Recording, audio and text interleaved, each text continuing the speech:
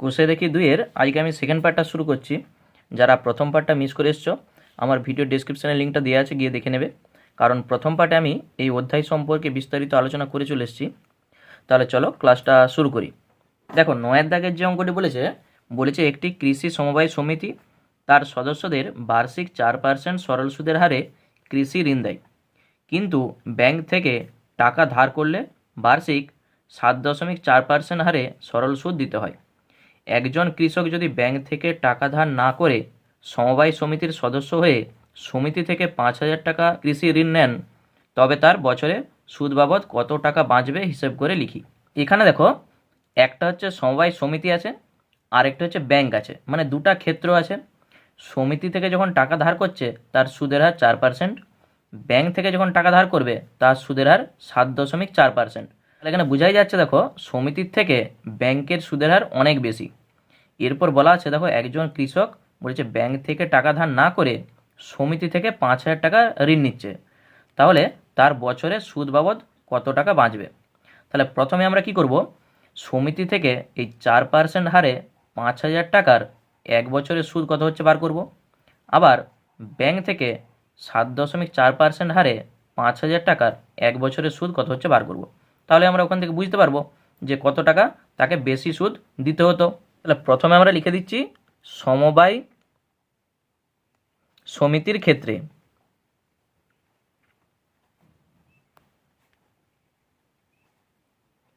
তাহলে সমবায় সমিতির ক্ষেত্রে প্রথমে হচ্ছে আসল সমান আসল ব্র্যাকেটে পি, সেটা সমান 5,000 টাকা,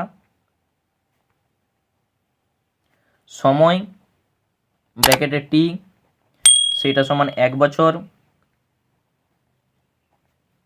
সুদের হার ব্র্যাকেটে আর লিখছি, সেটা হচ্ছে 4%। তাহলে আমরা বার করতে চাইছি আই সমান কত, মানে সুদটা কত। তাহলে সূত্র হচ্ছে পিটিআর বাই 100, মান বসাও। পি এর মান 5,000 গুণিত টি এর মান 1, আর এর মান 4 বাই 100। দুটা শূন্য কেটে দাও, 50-এর সঙ্গে 4 গুণ করো, 5 4 20, মানে 200 টাকা। তাহলে প্রথমে সমবায় সমিতির ক্ষেত্রে যখন সে 5,000 টাকা ধার নিচ্ছিল তার সুদ দিতে হচ্ছে 200 টাকা। এরপর আমরা লিখছি ব্যাংকের ক্ষেত্রে। তাহলে ব্যাংকের ক্ষেত্রে প্রথমে আসল ব্র্যাকেটে পি, সেটা 5,000 টাকা, সময় ব্র্যাকেটে টি, সেটা 1 বছর। শুধু এখানে দেখো সুদের হারটা চেঞ্জ হচ্ছে, তাহলে সুদের হার ব্র্যাকেটে আর, সেটা হচ্ছে 7.4%। তাহলে এখান থেকে আমরা আই ইকাল টু কত হয়ে যাবে, পিটিআর বাই 100, মান বসাও। পি এর মান 5,000, টি এর মান 1, আর এর মান 7.4 বাই 100। দশমিক তুলে দাও, নিচে 10 করো। তাহলে এখানে 3টা শূন্য, এখানে দেখো এই দুটা আর একটা কেটে গেল। তাহলে 5-এর সঙ্গে 74 গুণ করে দাও, 5 4 20, শূন্য হাতে থাকবে 2, 5 7 35, আর 2 37, তাহলে 370। তাহলে এখান থেকে দেখো বোঝা যাচ্ছে যে ব্যাংক থেকে যদি টাকাটা ধার করতো তাহলে 370 টাকা দিতে হতো, আর সমিতি থেকে সেটা 200 টাকা দিতে হবে। তাহলে কত টাকা বাঁচতো তার, এটা থেকে এটা বিয়োগ করে দাও, তাহলে সুদ বাবদ এত টাকা বাঁচবে।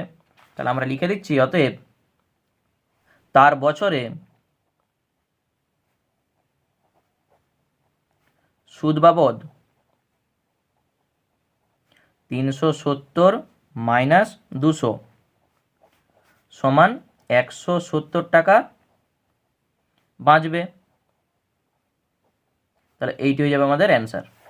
এরপর 10-এর দাগের যে অঙ্কটি আছে, দেখো কি বলেছে, যদি 292 টাকার একদিনের সুদ 5 পয়সা হয় তবে বার্ষিক শতকরা সরল সুদের হার হিসাব করে লিখি।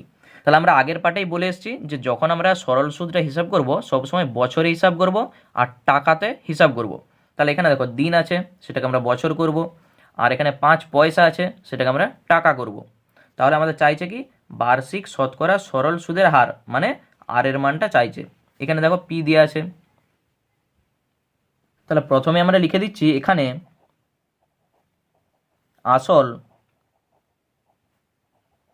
পি সমান হচ্ছে 292 টাকা। সময় ব্র্যাকেটে টি, একদিন, দিনকে বছর করতে গেলে 365 দিয়ে ভাগ করে দিতে হয়, তাহলে এত বছর। এরপর হচ্ছে সুদটা দিয়ে আছে ব্র্যাকেটে আই, সেটা সমান দেওয়া আছে কত 5 পয়সা। তাহলে পয়সাকে আমরা টাকা করব, তাহলে পয়সাকে টাকা করতে গেলে 100 দিয়ে ভাগ করে দেবো, তাহলে 5 দিয়ে কাটাকাটি করে দাও, দেখো 5 20 100, তাহলে 1/20 এত টাকা। তাহলে টাকাতে আমরা পেয়ে গেছি আর বছরে আমরা পেয়ে গেছি। এরপর আমাদের যেটা চাইছে সুদের হারটা কত, তাহলে সুদের হার ব্র্যাকেটে আর সমান কত। তাহলে আমরা সূত্রটা একবারেও লিখতে পারি, আর সমান 100 × আই বাই পি গুণিত টি, অথবা I equal to PTR by 100, কোনাকুনি গুণ করে আমরা আর এর মানটা পেয়ে যাব। তাহলে বা কোনাকুনি গুণ করে দাও, পিটিআর সমান কত হয়ে যাবে 100 × আই, বা আর সমান 100 × আই বাই পিটি। তাহলে মানটা বসাচ্ছি, দেখো 100, আয়ের মান কত, তো দেখো এই যে 1/20, তাহলে 1/20 বাই পি এর মান আসল কত 292 টাকা, তাহলে 292, আর টি কত এই যে সময় 1/365, তাহলে 1/365। তাহলে এরপর আমরা কাটাকাটি করব। দেখো প্রথমে 20 সঙ্গে 100, 5 20 100 সমান 5 গুণিত এই যে দেখো 1/365, এটা এখন উল্টি দেবো, উপরে চলে যাবে 365টা আর নিচে হয়ে যাবে 292 গুণিত 1। এরপর কাটাকাটি করো, এখানে দেখো এই 365 আর হচ্ছে 292, এই কাটাকাটিটা তোমরা যদি একটু মনে রাখতে পারো তাহলে কিন্তু অনেক শর্টে হয়ে যাবে। দেখো 365 আর 292কে 73 দিয়ে আমরা কাটবো, এটা কিন্তু একটু মনে রাখবে। তাহলে দেখো 73-এর সঙ্গে 4 গুণ করো, দেখো 292 চলে আসছে, তাহলে আমরা কেটে দিচ্ছি 4। আবার 73-এর সঙ্গে এখানে 5 গুণ করো, দেখো 365 চলে আসছে, তাহলে এখানে 5 হয়ে গেল। তাহলে পেয়ে যাচ্ছি কত 5 5 25, আর নিচে হয়ে যাচ্ছে 4, তাহলে 25/4 মানে 4 ছক 24, 6 পূর্ণ 1 4। তাহলে অতএব বার্ষিক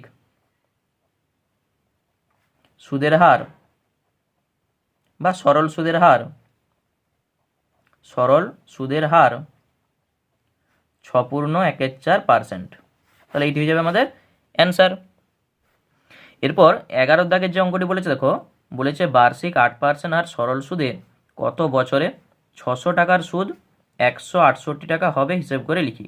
তাহলে এখানে কি কি দেওয়া আছে, প্রথমে এই যে সুদ মানে আয়ের মানটা দেওয়া আছে 168, আসল দেওয়া আছে দেখো 600 টাকা। আমাদের জানতে চাইছে টি সমান কত, মানে কত বছরে জানতে চাইছে, ওই জন্য টি এর মান জানতে চাইছে, আর এখানে আর এর মানটা দেওয়া আছে। তাহলে ওই সূত্রে আমরা বসিয়ে আমরা টি এর মানটা পেয়ে যাব। তাহলে আমি লিখে দিচ্ছি এখানে, তাহলে একই লেখা কিন্তু প্রত্যেকটা অঙ্কের ক্ষেত্রে দেখো হচ্ছে। তাহলে এখানে আসল সমান আসল ব্র্যাকেটে পি সমান 600 টাকা,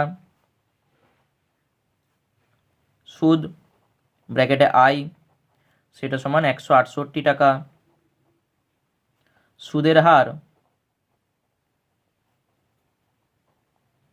ব্র্যাকেটে হচ্ছে আর সেটা হচ্ছে 8%। তাহলে আমাদের চাইছে সময় ব্র্যাকেটে টি সেটা কত, এই হচ্ছে আমাদের অঙ্ক। তাহলে আমরা একবারে সূত্রটা লিখছি, দেখো টি সমান কত হয়ে যাবে 100 × আই বাই পি গুণিত আর, এটা হচ্ছে সূত্র। তাহলে এখান থেকে আমরা মান পেয়ে যাব, মান বসাও 100 গুণিত আয়ের মান কত 168 বাই পি হচ্ছে 600, আর আর এর মান কত 8। এরপর শুধু কাটাকাটি করলে আমাদের অ্যান্সার চলে আসবে, 2টা শূন্য 2টা শূন্য কেটে দাও। এরপর এইটাকে দেখো আমরা যদি 4 দিয়ে কাটি, 4 2 8, 4 4 16, 4 2 8, আর 6 7 42, তাহলে পেয়ে যাচ্ছি কত 7/2। তাহলে সমান 7/2 মানে 3 দুগুণে 6, 3 পূর্ণ 1 2, তাহলে এত বছর হয়ে যাবে। তাহলে আমাদের যেটা চাইছে কত বছরে 600 টাকার সুদ 168 টাকা হবে, তাহলে আমরা লিখে দেবো অতএব 3+1/2 বছরে 600 টাকার সুদ 168 টাকা হবে, মানে ওই 8% হারে। এটি হয়ে যাবে আমাদের অ্যান্সার। এরপর 12 দাগের যে অঙ্কটি বলেছে দেখো, যদি বার্ষিক 10% হার সরল সুদে 800 টাকা ব্যাংকে জমা দিয়ে সুদে আসলে 1200 টাকা ফেরত পাই, তবে ওই টাকা কত সময়ের জন্য ব্যাংকে জমা ছিল হিসেব করে লিখি। তাহলে দেখো 800 টাকা জমা দিয়ে সে 1200 টাকা ফেরত পাচ্ছে, তাহলে কত টাকা সে সুদ পেয়েছে? নিশ্চয়ই 400 টাকা সুদ পেয়েছে। তাহলে এখানে দেখো সুদটা দিয়ে আছে 400 টাকা, আসল হচ্ছে 800 টাকা, আর এর মান দিয়ে আছে দেখো 10। তাহলে সেখান থেকে আমরা ক্যালকুলেশন করে মানে ওই সূত্র ধরে তাহলে এই যে কত সময়ের জন্য ব্যাংকে জমা ছিল মানে টি এর মানটা আমরা পেয়ে যাব। তাহলে আমরা লিখে দিচ্ছি এখানে আসল ব্র্যাকেটে পি 800 টাকা, কি দেওয়া আছে? সুদ আসল, সুদ আসল সমান 1200 টাকা। অতএব সুদ কত হয়ে যাবে? ব্র্যাকেটে আই, তাহলে 1200 থেকে 800 বাদ দিয়ে দাও, মানে 400 টাকা। এইটি হচ্ছে সুদটা আমরা পেয়ে গেছি। আর হচ্ছে সুদের হার, ব্র্যাকেটে আর লিখে দিচ্ছি, সেটি হচ্ছে 10%। আমাদের চাইছে কত সময়ের জন্য মানে টি এর মানটা কত। তাহলে অতএব টি সমান কত হয়ে যাবে? 100 গুণিত আই বাই পি গুণিত আর। তাহলে ওই একটাই সূত্র, আই সমান পিটি আর বাই 100, এখান থেকে দেখো সব কিছু আসছে। তাহলে এই সূত্রটা ধরে আমরা এটা আনছি। তাহলে কেউ এটা একবারেও করতে পারে অথবা এখান থেকে ভেঙে ভেঙে মানে কণাকণি গুণ করে টি এর মানটা বার করতে পারে। এরপর শুধু মানটা আমরা বসাবো। দেখো টি সমান 100 গুণিত আয়ের মান কত? 400, পি এর মান মানে আসল এই যে 800 টাকা, আর এর মান 10, কাটাকাটি করে দাও, 2টা 0 2টা 0, 4 2 8, এই শূন্যর সঙ্গে এই শূন্য কেটে গেল, 2 5 10, তাহলে বা টি সমানে 5। তাহলে ওই টাকাটা 5 বছরের জন্য ব্যাংকে জমা ছিল। তাহলে আমরা লিখে দিচ্ছি অতএব ওই টাকা 5 বছরের জন্য ব্যাংকে জমা ছিল। তাহলে আমাদের অ্যান্সারটা হয়ে গেল। 13 দাগের যে অঙ্কটি বলেছে দেখো, বলেছে কোনো মূলধন একই বার্ষিক শতকরা সরল সুদের হারে 7 বছরের সুদে আসলে 7100 টাকা এবং 4 বছরের সুদে আসলে 6200 টাকা হলে মূলধন ও বার্ষিক শতকরা সরল সুদের হার নির্ণয় করি। তাহলে কি কি চাইছে? মূলধন মানে পি এর মান, আর বার্ষিক শতকরা সরল সুদের হার মানে আর এর মানটা চাইছে। এখানে দেখো কি কি দেয়া আছে, বলেছে 7 বছরের সুদে আসলে 7100 টাকা। তাহলে সুদে আসলে মানে কি? সুদ প্লাস আসল এর মধ্যে আছে। তাহলে দেখো আসল আর 7 বছরের সুদ টোটালটা মিলে কিন্তু 7100 টাকা। আবার এখানে 4 বছরের সুদে আসলে 6200 টাকা, মানে 4 বছরের সুদটা আছে তার সঙ্গে আসল আছে, টোটালটা কিন্তু 6200 টাকা। তাহলে এখানে কেউ দেখো মূলধনকে পি এবং শতকরা সরল সুদের হারকে আর ধরেও করতে পারে। তাহলে আমরা এই অঙ্কটাকে একটু শর্টকাটে মানে অন্য একটা নিয়মে তোমাদের শেখাচ্ছি। দেখো তাহলে প্রথমে দেখো 7 বছরের সুদে আসলে 7100 টাকাকে আমি লিখছি আসল, তার সঙ্গে 7 বছরের সুদ,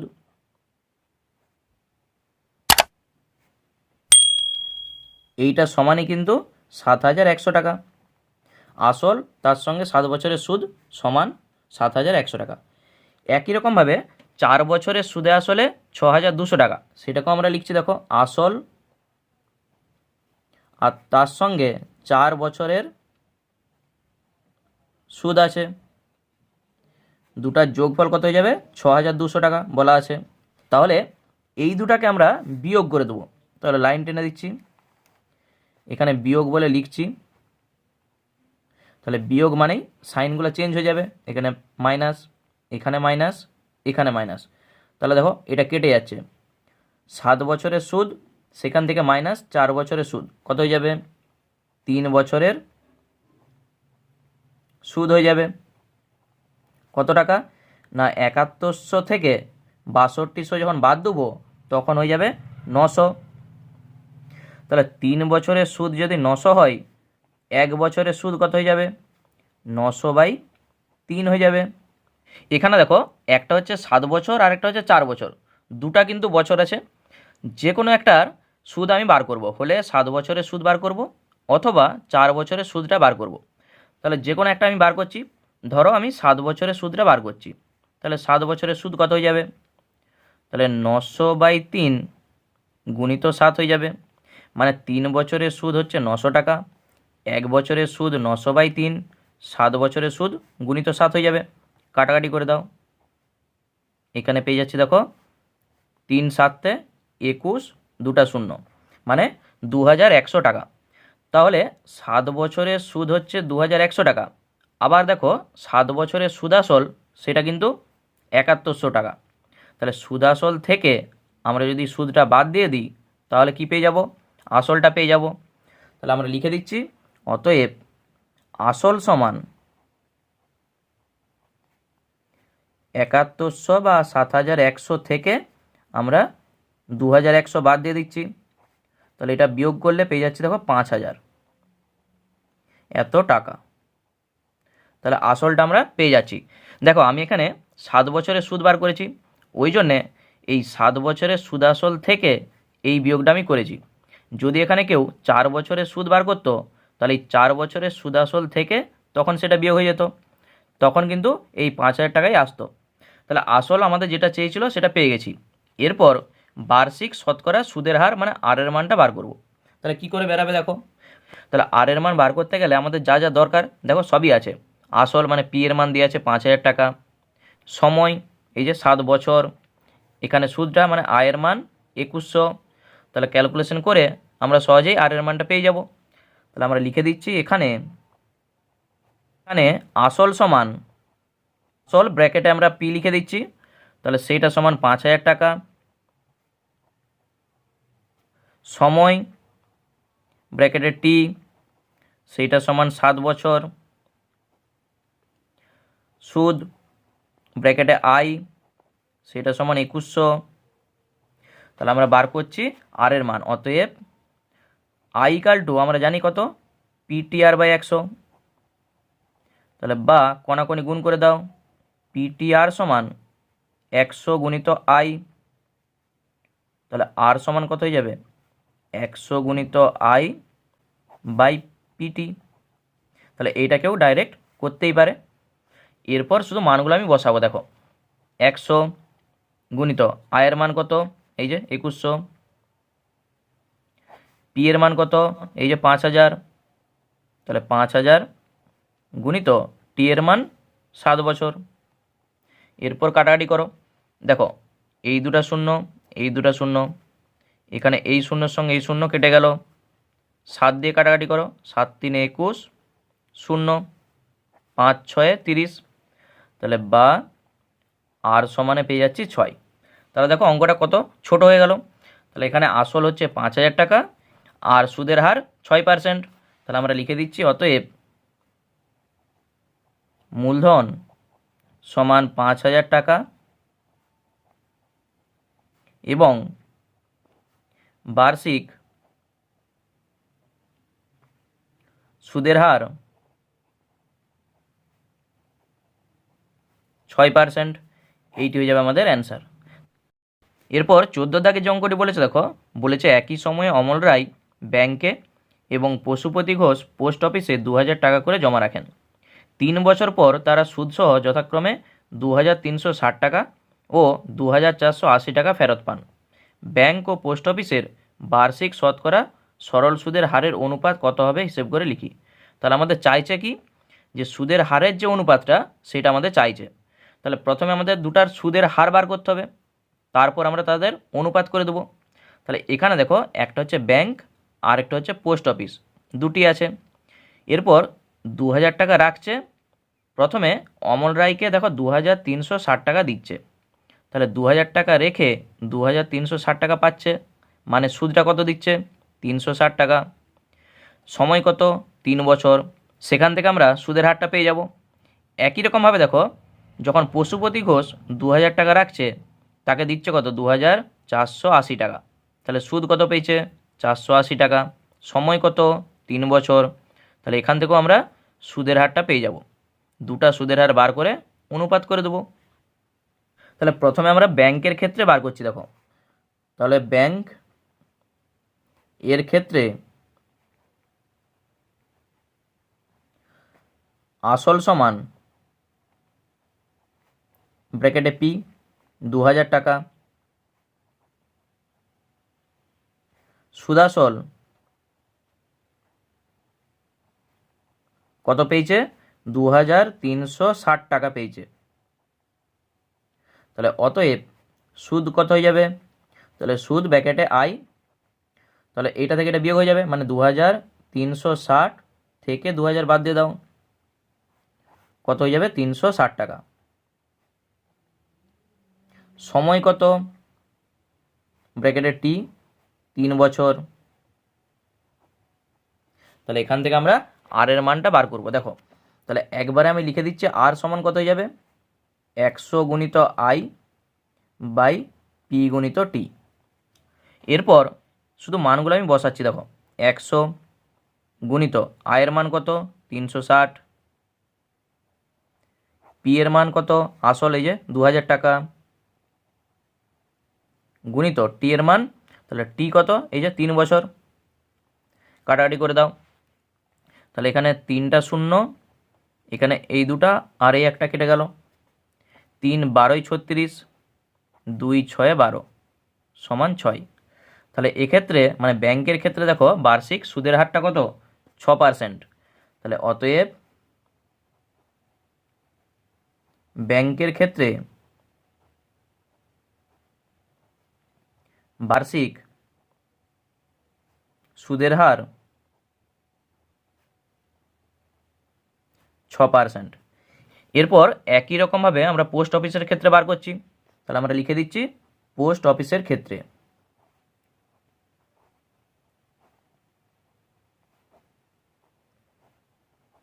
তাহলে পোস্ট অফিসের ক্ষেত্রে কি কি আছে, দেখো, আসল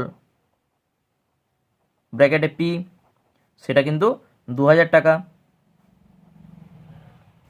সুদাসল,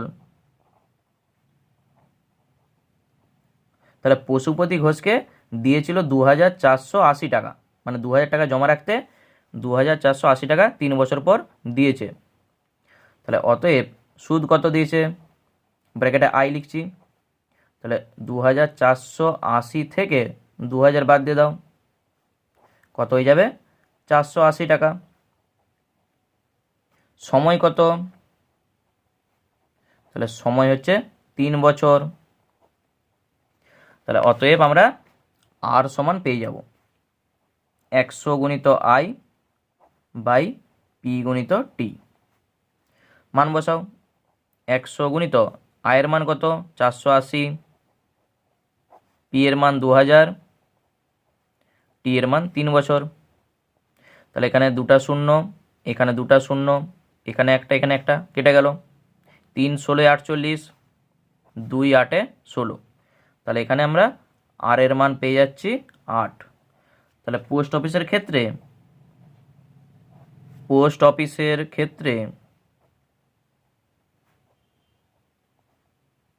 বার্ষিক সুদের হার 8%। তাহলে অতএব আমাদের যেটা চাইছে এই দুটার অনুপাত কত, তাহলে ব্যাংক ও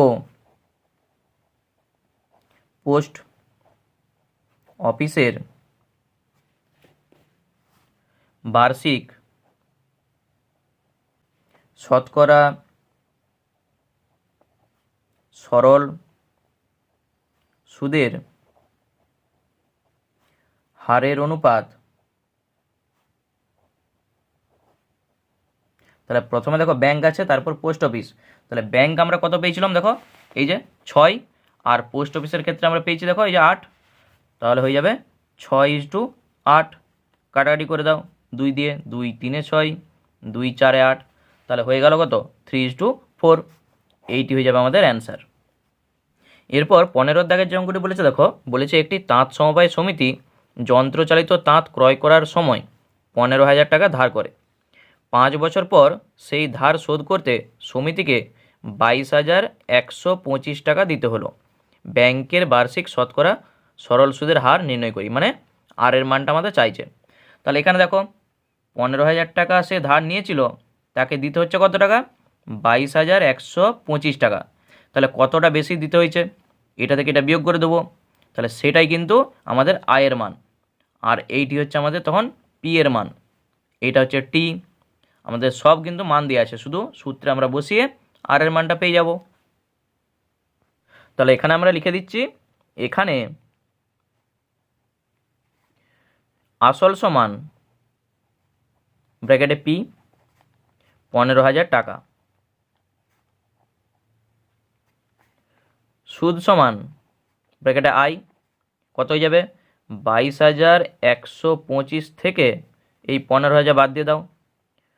তাহলে দেখো 22,125 থেকে যখন 15,000 বাদ দিয়ে দেবো, পেয়ে যাবো আমরা 7,125 টাকা। এটি হচ্ছে সুদ পেয়ে গেছি।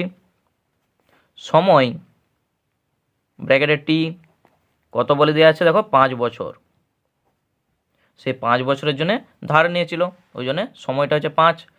আমাদের চাইছে কি শতকরা সরল সুদের হারটা কত, তাহলে আমরা লিখে দিচ্ছি সুদের হার ব্র্যাকেটে আর, সেটা আমাদের চাইছে। তাহলে আমরা সূত্র কি জানি, I equal to PTR by 100।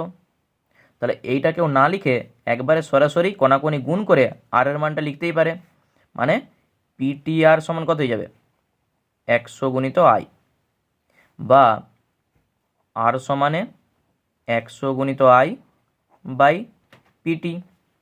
এরপর শুধু মানগুলো বসাও। তাহলে দেখো 100 গুণিত আয়ের মান কত 7,125 বাই পি এর মান মানে আসল 15,000 টাকা গুণিত টি এর মান কত 5 বছর, ওই জন্য 5। কাটাকাটি করে দাও, এই দুটা শূন্য, এই দুটা শূন্য। এরপর 5 দিয়ে দেখো 5 14 70, 1 12, 5 2 10, 5 5 25। আবার 5 দিয়ে 5 3 15 0, এখানে দেখো 5 2 10 42, 5 8 40, 5 5 25। 5 দিয়ে কেটে দাও আবার 5 6 30, 5 5 25, 3 35, 5 7 35। এরপর দেখো 3 দিয়ে কাটাকাটি করো, 3 2 6, 3 19 57। তাহলে 19/2 পেয়ে যাচ্ছি দেখো, বা আর সমানে 19/2। এই 19/2 মানে এটাকে পূর্ণ করে দাও, তাহলে 2 9 18, তাহলে 9 পূর্ণ 1 2। তাহলে আমরা লিখে দেবো যেটা আমাদের চাইছিল, অতএব ব্যাংকের বার্ষিক সরল সুদের হার